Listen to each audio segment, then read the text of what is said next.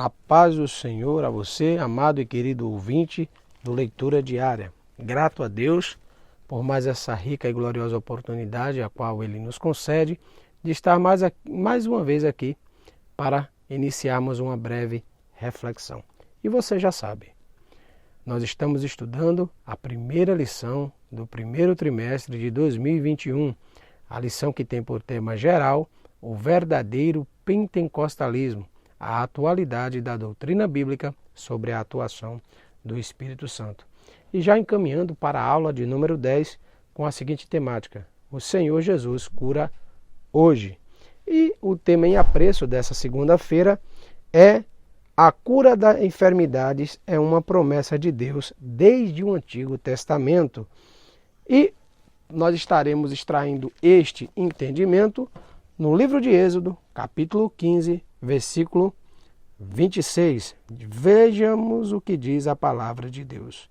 Disse Deus: se ouvires atento a voz do Senhor teu Deus, fizer o que é reto diante dos seus olhos, inclinar teus ouvidos aos seus mandamentos e guardar todos os teus estatutos, nenhuma das enfermidades que lancei sobre o Egito porei sobre ti, porque eu sou o Senhor que te sara.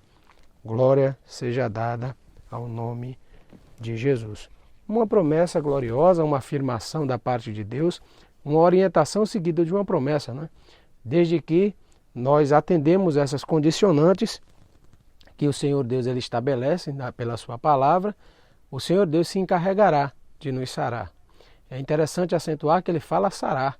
Ele não fala que você não vai pegar, né? Ele fala em sara. Você só é sarado daquilo que você está enfermo, né? Porque quem goza de boa saúde não recebe a cura, não recebe, não é? Então, visto desse entendimento, quais são as condicionantes que nós podemos extrair deste versículo? Pelo menos 4.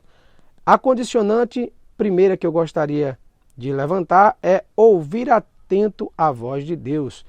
Ouvir com atenção a voz do Senhor. Você escuta muita coisa, mas você ouve quando você escuta com atenção. É quando se coloca um foco no ouvir. É interessante essa comparação. Assim como você observa o horizonte e pode ficar focado em uma parte de uma árvore ou num todo, você também pode escutar tudo e você pode ouvir.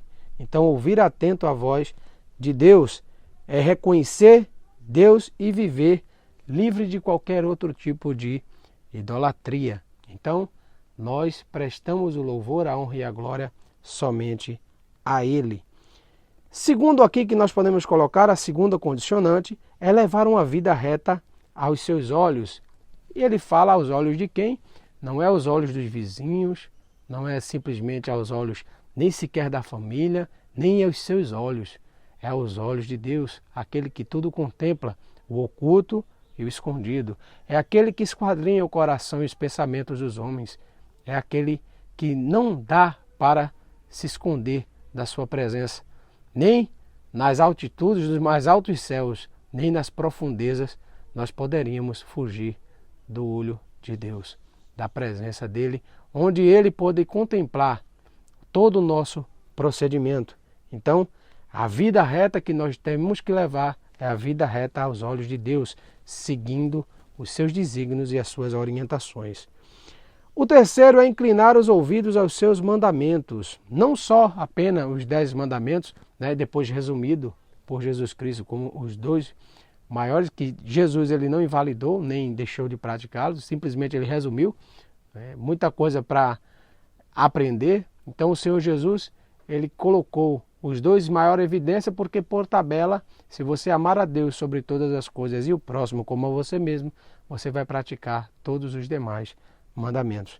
Então, praticá-los na vida, objetivando isso, objetivando simplesmente nos abasilar, definir e praticar somente o que é certo, porque numa sociedade onde Deus não seja considerado, ou seja, numa sociedade na qual se concebe que Deus não exista, tudo é permitido. A moralidade ela está intrinsecamente ligada, ela está relacionada com a existência de Deus, porque se Deus não existisse, tudo seria permitido.